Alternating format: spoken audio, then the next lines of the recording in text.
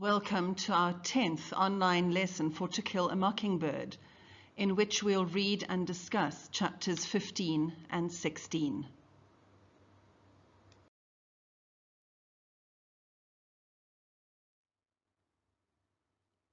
Although these lessons were made for the grade 10 students of St. Patrick's CBC, we would like as many people as possible to benefit from them. Please feel free to subscribe to the channel, to like the video and share it with other friends and colleagues who are studying and teaching this novel. During the stress of additional preparation for online lessons, St. Patrick's CBC would like to contribute resources to all other students and teachers. It's our way of paying forward some of the blessings that we have received.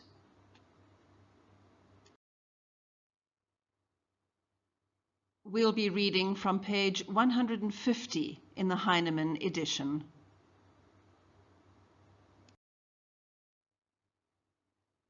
These chapters develop the themes of courage and prejudice. We'll see that Scout's youth and innocence inadvertently save both her father, Atticus, and Tom from a lynch mob. Please pay attention to two minor characters in the novel. Mr. Underwood, the editor of the Maycomb Tribune, who defends Atticus, and Mr. Dolphus Raymond, who is a rare man, a man who has chosen to live his life outside the confines of the racist white community of Maycomb.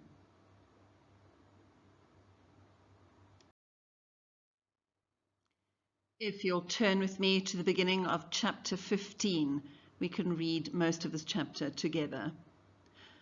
You will remember in the previous lesson, chapter 14, that Dill has returned to Maycomb to spend the rest of the summer with the Finch family. After many telephone calls, much pleading on behalf of the defendant, and a long, forgiving letter from his mother, it was decided that Dill could stay. We had a week of peace together. After that, little, it seemed.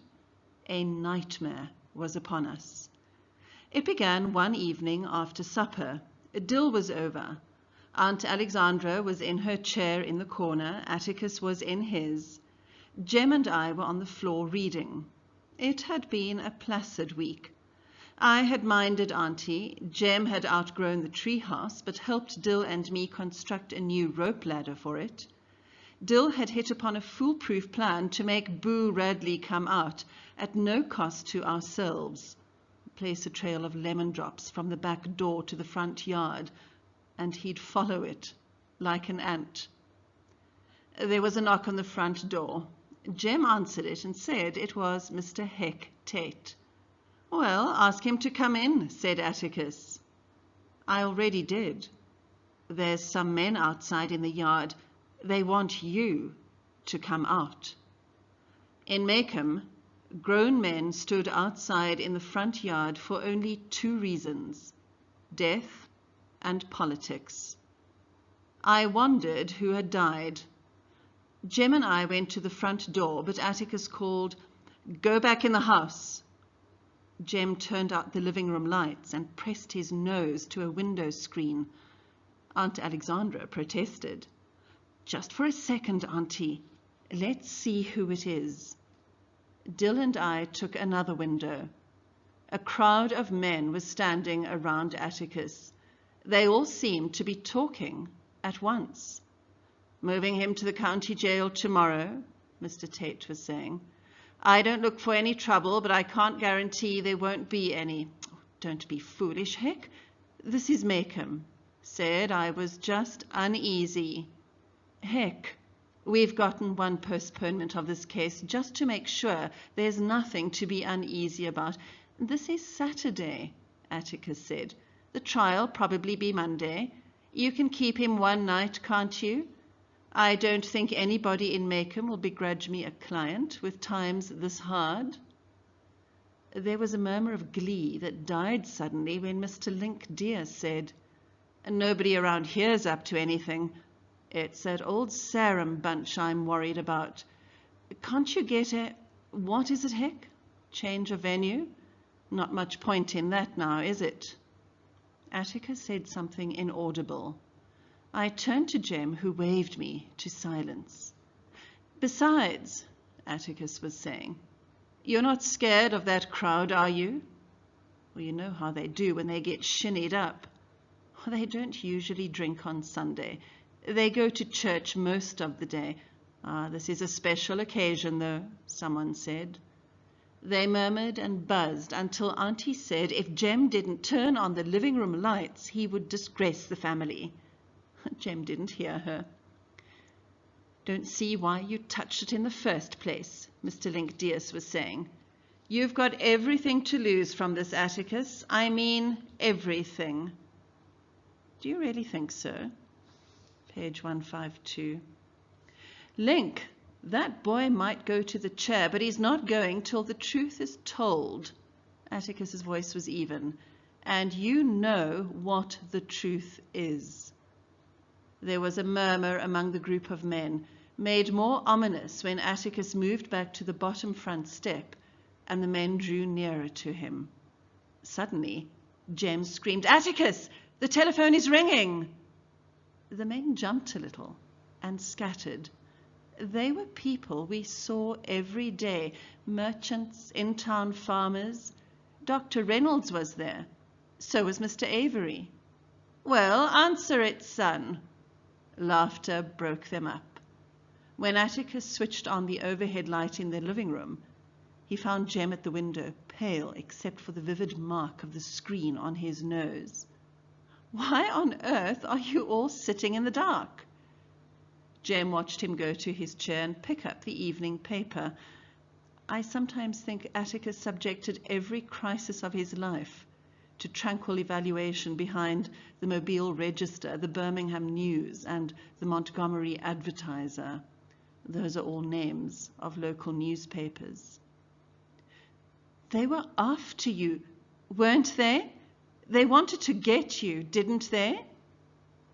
Atticus lowered the paper and gazed at Jem. What have you been reading? No, son. Those were our friends. It wasn't a gang? No, we don't have mobs and that nonsense in Maycomb. I've never heard of a gang in Maycomb. Well, Ku Klux got after some Catholics one time. Well, never heard of any Catholics in Maycomb either. You're confusing that with something else. Way back about 1920, there was a Klan, but it was a political organization more than anything. And besides, they couldn't find anybody to scare. They paraded by Mr. Sam Levi's house one night, but Sam just stood on his porch and told them things had come to a pretty pass. He had sold them the very sheets on their backs.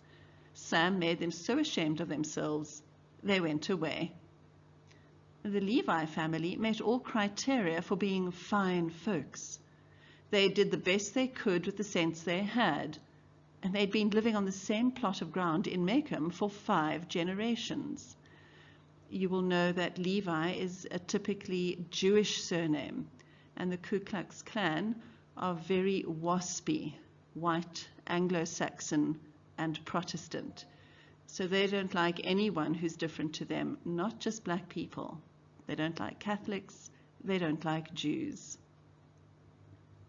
The Ku Klux is gone, said Atticus. It'll never come back.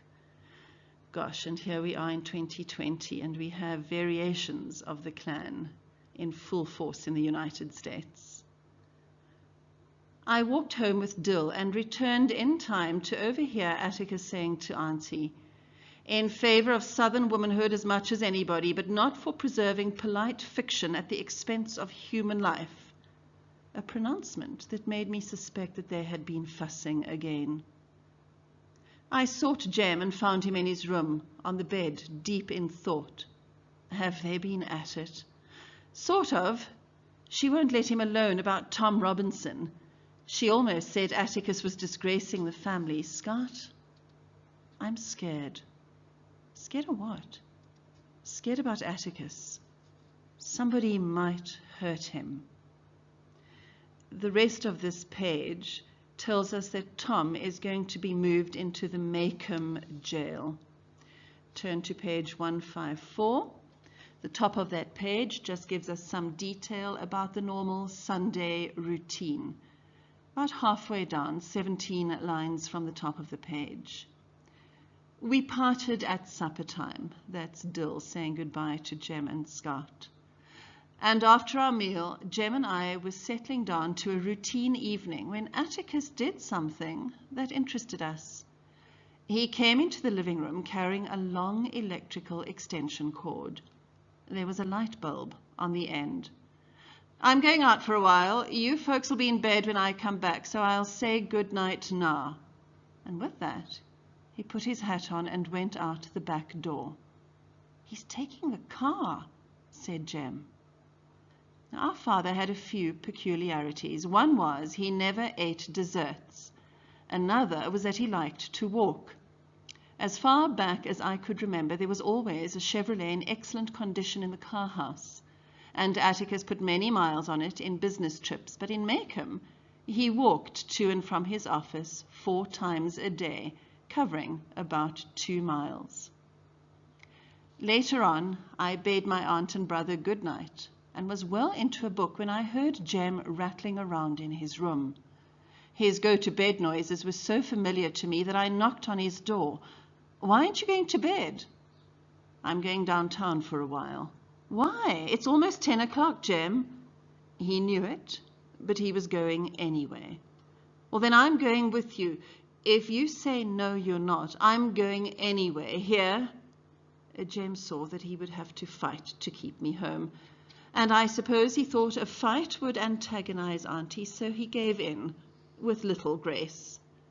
I dressed quickly. We waited until Auntie's light went out, and we walked quietly down the back steps.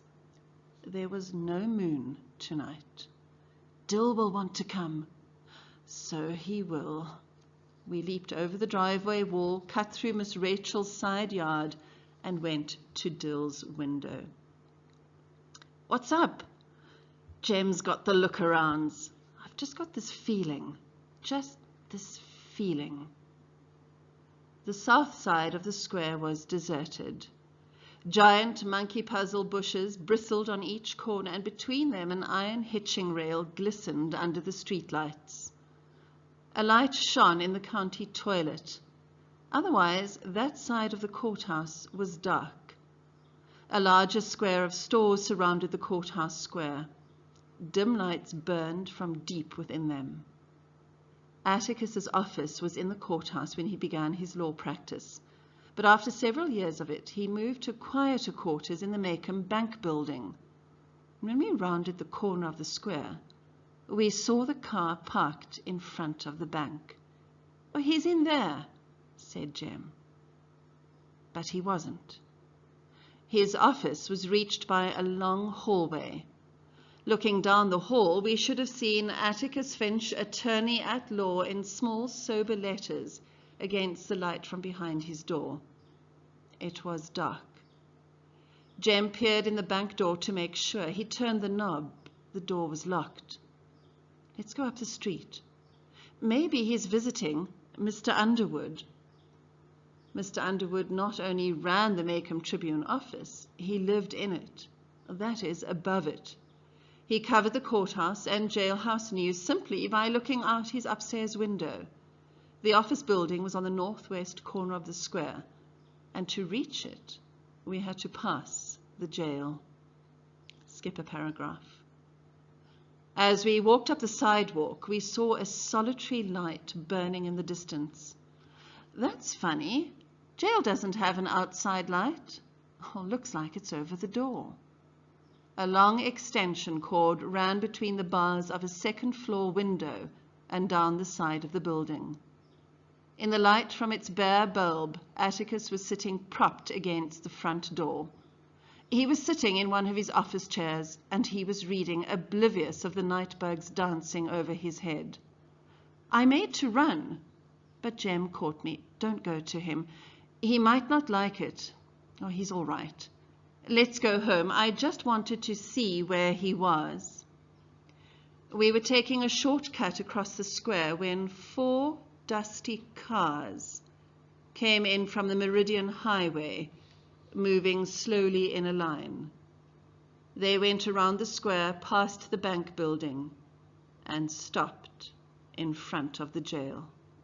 Nobody got out. We saw Atticus look up from his newspaper. He closed it, folded it deliberately, dropped it in his lap, and pushed his hat to the back of his head. He seemed to be expecting them. "Come on," whispered Jem. We streaked across the square, across the street, until we were in the shelter of the Jitney Jungle door. That's the name of a shop. Jem peeked up the sidewalk. "We can get closer." In ones and twos, men got out of the cars. Shadows became substance as light revealed solid shapes moving towards the jail door. Atticus remained where he was. The men hid him from view. "He in there, Mr. Finch?" "He is, and he's asleep. Don't wake him up." In obedience to my father, there followed what I later realized was a sickeningly comic aspect of an unfunny situation. The men talked in near whispers. "You know what we want. Get aside from the door, Mr. Finch. You can turn around and go home again, Walter. Heck Tate's around somewhere. The hell he is. Heck's bunch is so deep in the woods they won't get out till morning." "Indeed? Why so?" "Called them off on a snipe hunt. Didn't you think of that, Mr. Finch?" "Thought about it, but didn't believe it." "Well then, that changes things, doesn't it?" "It do." "Do you really think so?" This was the second time I heard Atticus ask that question in 2 days, and it meant somebody's man would get jumped. This was too good to miss. I broke away from Jem and ran as fast as I could to Atticus. Jem shrieked and tried to catch me, but I had a lead on him and Dill. I pushed my way through dark, smelly bodies and burst into the circle of light. "Hey, Atticus!" I thought he'd have a fine surprise, but his face killed my joy. A flash of plain fear was going out of his eyes, but returned when Dill and Jem wriggled into the light. There was a smell of stale whiskey and pigpen about, and when I glanced around, I discovered that these men were strangers. They were not the people I saw last night. Hot embarrassment shot through me.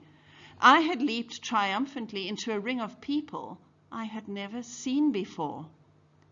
Atticus got up from his chair, but he was moving slowly, like an old man. He put the newspaper down very carefully, adjusting its creases with lingering fingers. They were trembling a little. "Go home, Jem. Take Scout and Dill home." "Go home," I said. Jem shook his head. "Son," I said, "go home." Jem shook his head. "I'll send him home," a burly man said, and grabbed Jem roughly by the collar. He yanked Jem nearly off his feet.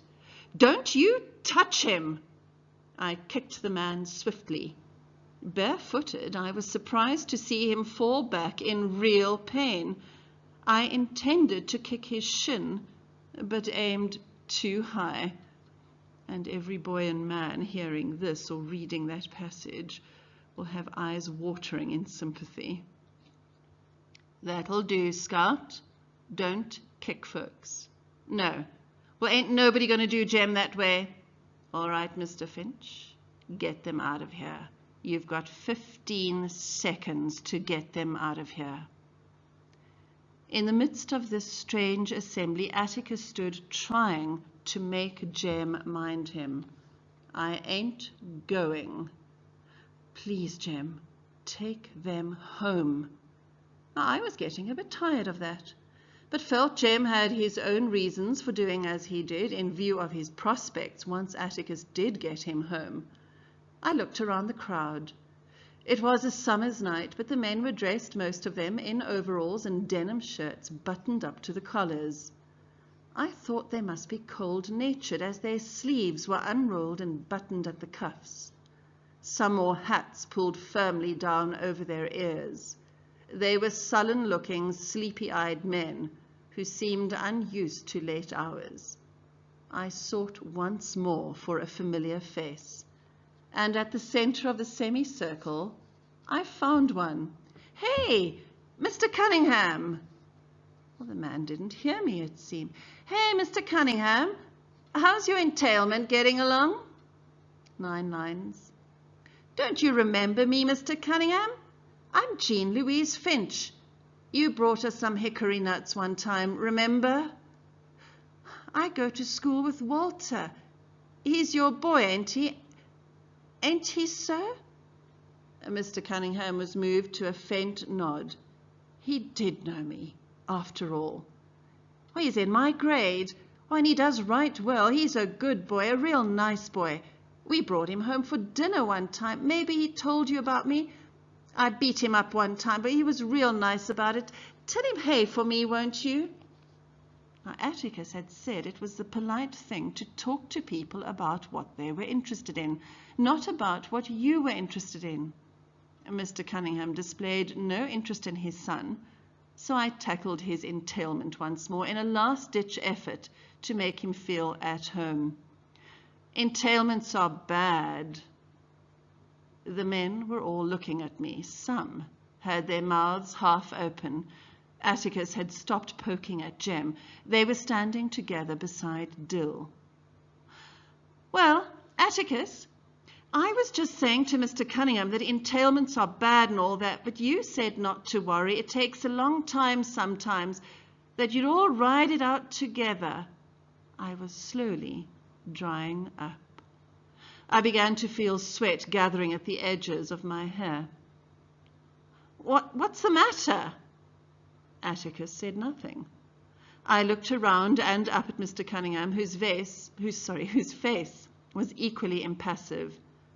Then he did a peculiar thing. He squatted down and took me by both shoulders. "I'll tell him you said, 'Hey, little lady. Let's clear out. Let's get going, boys.'" As they had come, in ones and twos, the men shuffled back to their ramshackle cars.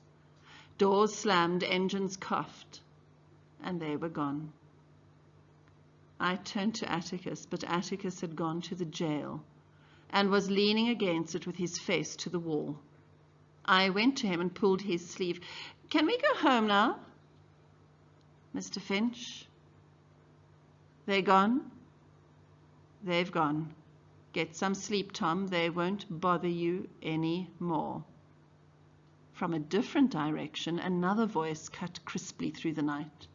"You damn tootin' they won't. Had you covered all the time, Atticus." Mr. Underwood and a double-barreled shotgun were leaning out his window above the Macomb Tribune office. And the Finch family and Dill walk home, having escaped a lynch mob.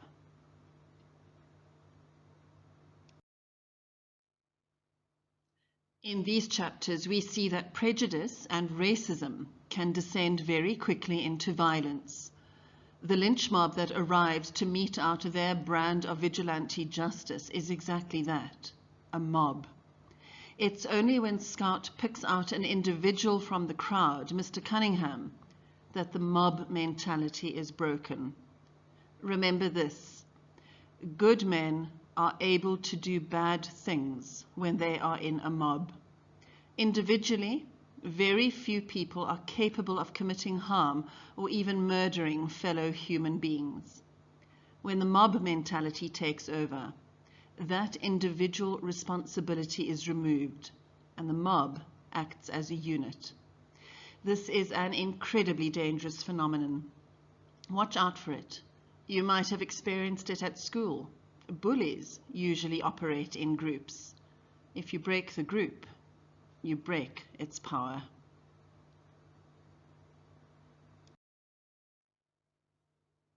Let's read together from chapter 16, page 161 of the Heinemann edition. Jem heard me. He thrust his head around the connecting door. As he came to my bed, Atticus's light flashed on. We stayed where we were until it went off. We heard him turn over, and we waited until he was still again. Jem took me to his room and put me in bed beside him. Try to go to sleep. It will be all over after tomorrow. Maybe. We had come in quietly so as not to wake Auntie. Atticus killed the engine in the driveway and coasted to the car house. We went in the back door and to our rooms without a word. I was very tired and was drifting into sleep when the memory of Atticus calmly folding his newspaper and pushing back his hat became Atticus standing in the middle of an empty waiting street pushing up his glasses. The full meaning of the night's events hit me, and I began crying. Jem was awfully nice about it. For once he didn't remind me that people nearly 9 years old didn't do things like that. The reference to the empty street is obviously a reference to Atticus standing as the mad dog approached before he shot Tim Johnson. Scout realizes how dangerous the situation was. There follows a discussion of the previous night's events at the breakfast table the following morning, near the bottom of page 162. I was beginning to notice a subtle change in my father these days that came out when he talked with Aunt Alexandra. It was a quiet digging in, never outright irritation. There was a faint starchiness in his voice when he said, "Anything fit to say at the table is fit to say in front of Calpurnia. She knows what she means to this family." I don't think it's a good habit, Atticus. It encourages them. You know how they talk among themselves. Everything that happens in this town is out at the quarters before sundown. My father put down his knife. I don't know of any law that says they can't talk. Maybe if we didn't give them so much to talk about, they'd be quiet. Why don't you drink your coffee, Scout? You'll note that us and them mentality displayed by Aunt Alexandra. She's talking about Calpurnia and the other black folk. I thought Mr. Cunningham was a friend of ours. You told me a long time ago he was. He still is. But last night he wanted to hurt you. Mr. Cunningham's basically a good man. He just has his blind spots, along with the rest of us. Don't call that a blind spot. He'd have killed you last night when he first went there. Oh, he might have hurt me a little. But, son, you'll understand folks a little better when you're older. A mob is always made up of people, no matter what. Mr. Cunningham was part of a mob last night, but he was still a man. Every mob in every little southern town is always made up of people you know. It doesn't say much for them, does it? I'll say not. Well, so it took an 8-year-old child to bring them to their senses, didn't it?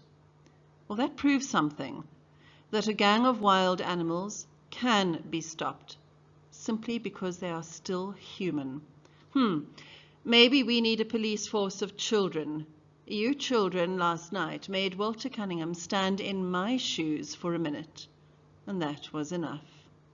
Well, the first day Walter comes back to school will be his last. You will not touch him.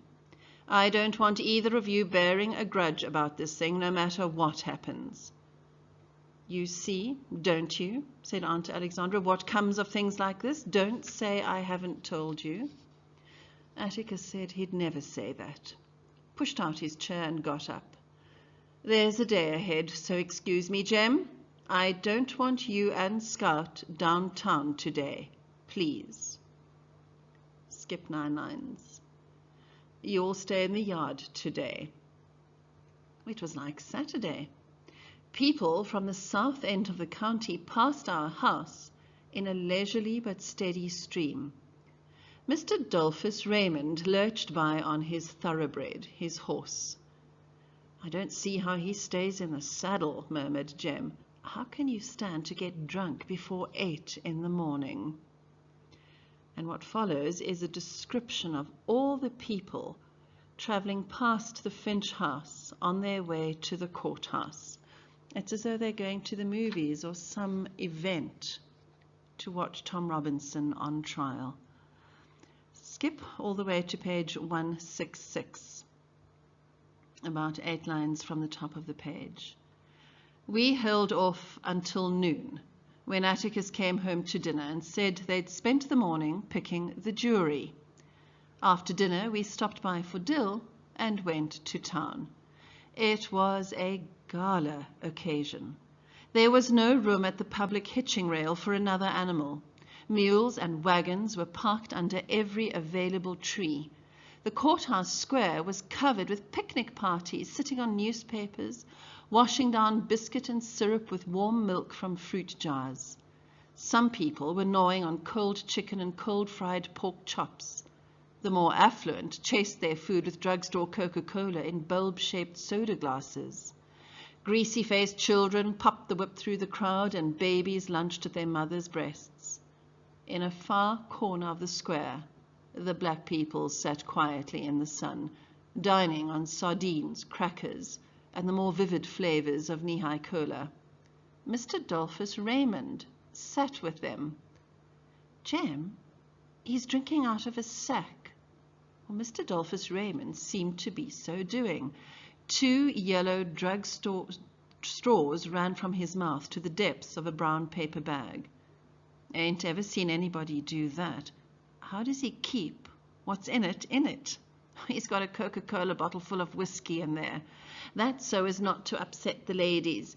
You'll see him sip it all afternoon. He'll step out for a while and fill it back up.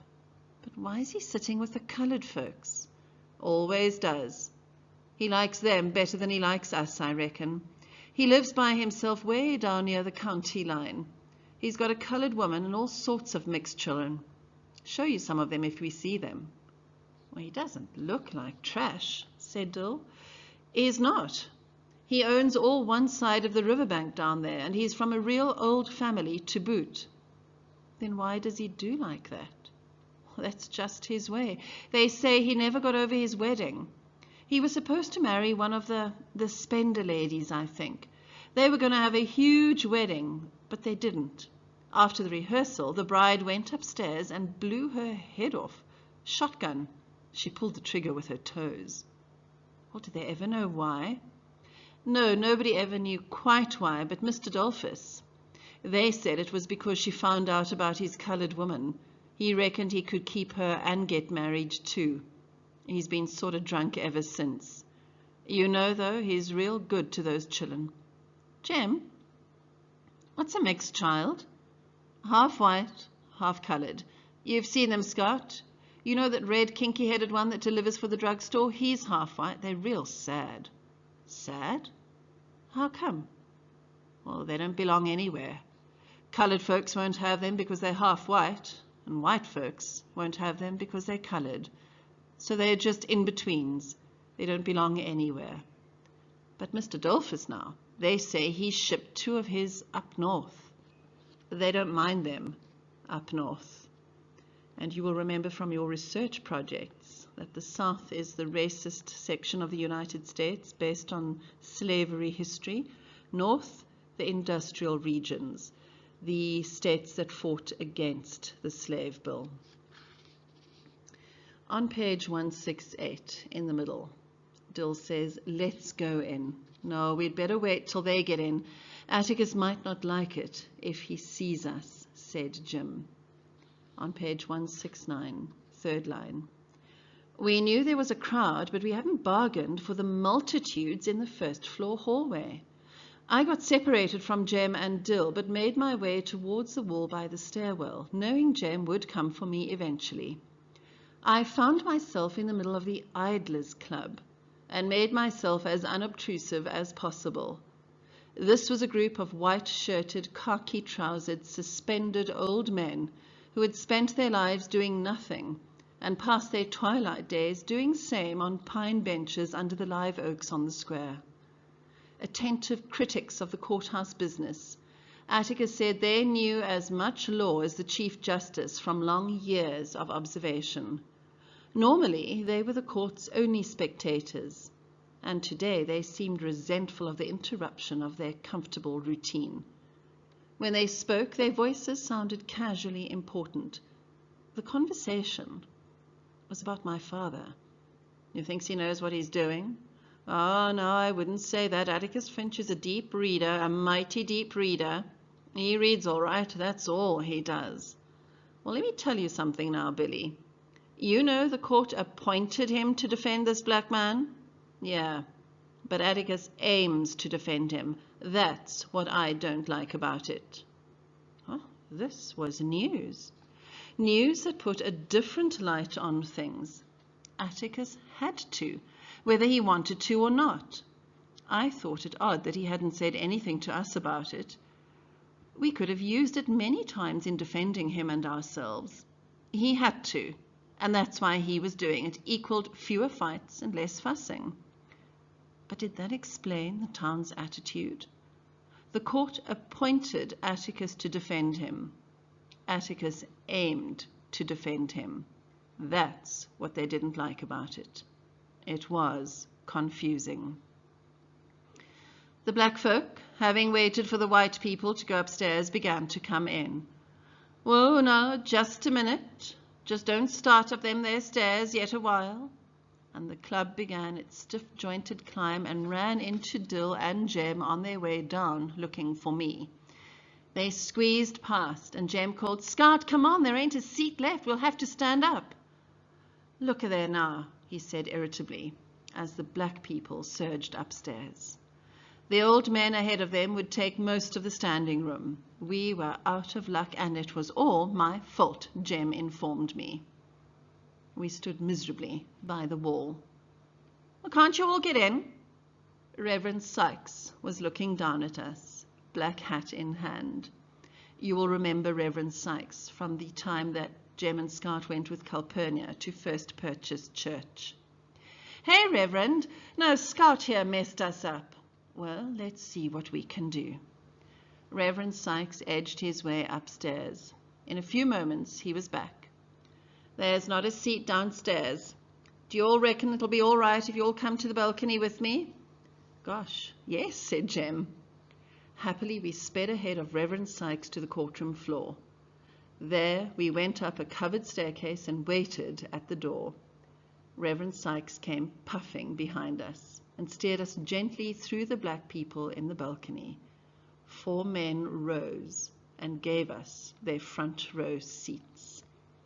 And that's telling in itself that 4 adults give their seats to the children, 3 children and Reverend Sykes, because they're white kids. What follows is a description of the courtroom. The colored balcony ran along 3 walls of the courtroom like a second-story veranda, and from it we could see everything. The jury sat to the left under long windows. Sunburned, lanky, they seemed all to be farmers. But this was natural. Townsfolk rarely sat on juries. They were either struck or excused. 1 or 2 of the jury looked vaguely like dressed-up Cunninghams. At this stage, they sat straight and alert. The circuit solicitor and another man, Atticus and Tom Robinson, sat at tables with their backs to us. There was a brown book and some yellow tablets on the solicitor's table. Atticus's was bare. Those tablets, notebooks, like exam pads. Just inside the railing that divided the spectators from the court, the witnesses sat on cowhide-bottomed chairs. Their backs were to us. Judge Taylor was on the bench, looking like a sleepy old shark, his pilot fish writing rapidly below in front of him. Judge Taylor looked like most judges I had ever seen, amiable, white-haired, slightly ruddy-faced. He was a man who ran his court with an alarming informality. He sometimes propped his feet up. He often cleaned his fingernails with his pocket knife. Last 2 lines of page 171. The witness stand was to the right of Judge Taylor, and when we got to our seats, Mr. Heck Tate was already on it. And in the next lesson, we'll get straight in to the actual court case.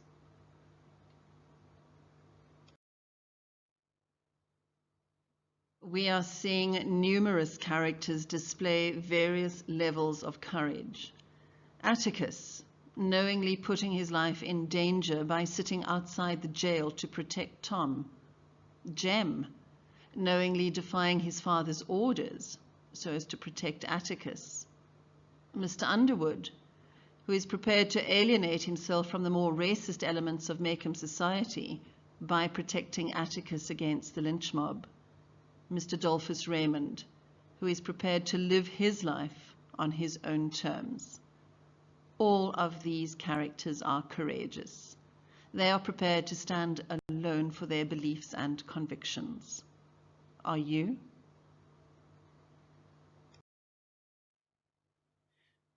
You have 6 questions to answer in your notebooks. When you are asked an opinion, always refer to the text when you give your reasons.